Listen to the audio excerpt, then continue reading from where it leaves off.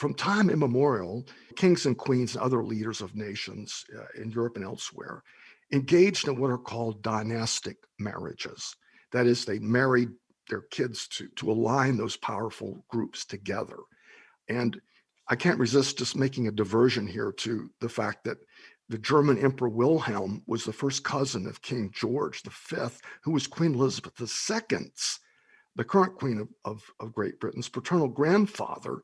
And that makes her the first cousin of the Kaiser.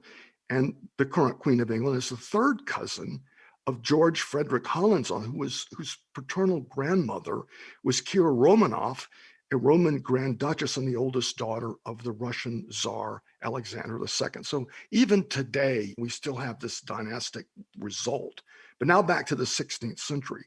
When his father, Henry VII, died, Henry VIII ascended to the throne of England in 1509. He was 17. And he was quickly, within 6 weeks, joined in a dynastic marriage to a much older 24-year-old woman, Catherine of Aragon, who was Henry's dead brother Arthur's widow, which is common those days to marry the widow of your brother.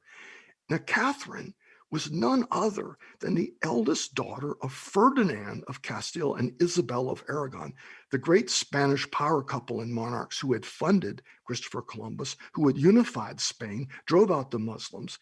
And thus this marriage, this child of the two leaders who unified modern Spain, was the Queen of England.